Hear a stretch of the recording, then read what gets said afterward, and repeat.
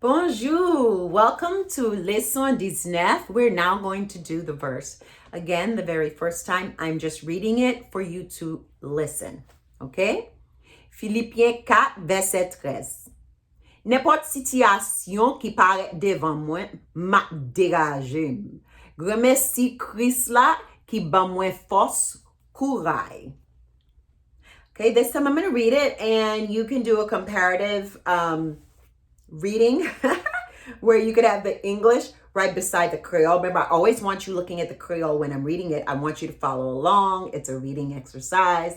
So the second time I'm going to read it, you can compare it during, or you can pause when I'm done the second time because you're going to trap that in that brain of yours and then look at it in the book. By the way, you can do both. You can look at it in the Bible and in the Creole to compare it. Okay, so now I'm going to read it again. N'importe situation qui paraît devant moi, m'a dégagé. Remercie Christ là qui ban moi force courage. This verse, it literally encaptures the Haitian spirit. The translation is so culturally accurate. I don't think I've ever read a translation that is more accurate, okay? And it's going to make more sense to you when I do the cultural translation while reading the English. But I want to go ahead and translate this. N'importe situation, any kind of situation, n'importe any situation, qui paraît, which appears devant moi, before me, m'a dégagé. I am going to manage myself. We have an expression, dégager. It means work it out. Dégager, go figure that out.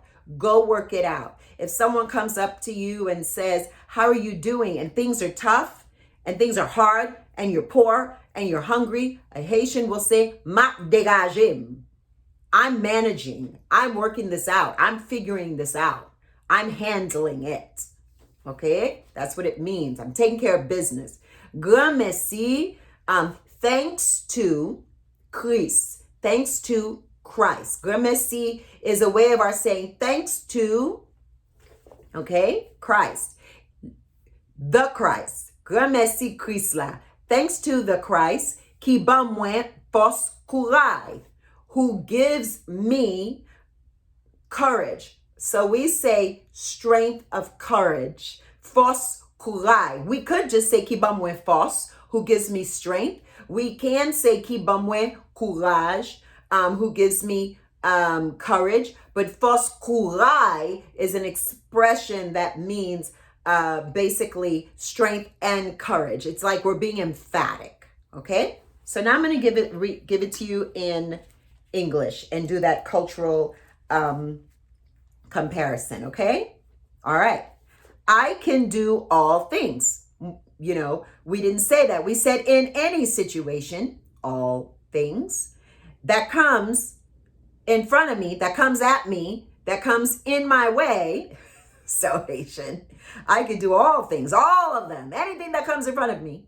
I can do all things through him. We don't need to say through him, because we say thanks to him, because through him is so literal, inside of him, through him. That's not what we mean. What we mean is what we say. Thanks to the Christ who strengthens me. We do not say Lee strengthens me. We don't have the word strengthen. We don't have a verb for force. So we say he gives me strength. And that's the NIV is also who gives me strength. It's also this translation because it's close to, I think, the New King James. And it's funny because our language structure, our sentence structure is so similar to Old European that happens sometimes. When you're reading another translation of Creole, the closer you get to Old European, like the New King James or the King James, we kind of follow that because that's how we speak. We're very expressive still. The only thing is when those words come up that we don't have at all, then we are explaining what the word means. Okay, this was your last one. So your next video is going to be basically me counting with you in Creole. I'm very excited about that. I hope you enjoy that. And you also basically learning how to tell the bigger age numbers. You did ages leçon 5, but now you're going to learn, well, how do I say I'm older than 20? Just in case you're older than 20. So you can know how to say all the way to 100 years old.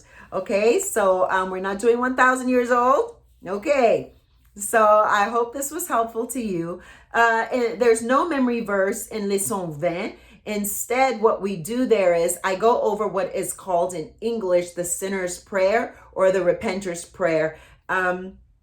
This is a prayer when someone says they want God in their heart, and in our culture we say that they want to servir bon Dieu. They want to serve God. They want to do something for him. This is their choice because it is their free choice to do this. In Creole, typically we don't call it a name. We would teach them how to express that. Because culturally we're very verbal, we're communicative. We don't do the sinner's prayer like English or the repenter's prayer like English, but I did a translation for someone, and I like to explain culturally how to do it, but giving the words in case you guys want to pull from that. And that's going to be leçon 20. Okay, guys, go ahead, download the video, give it that thumbs up so we can know you did it. And au revoir.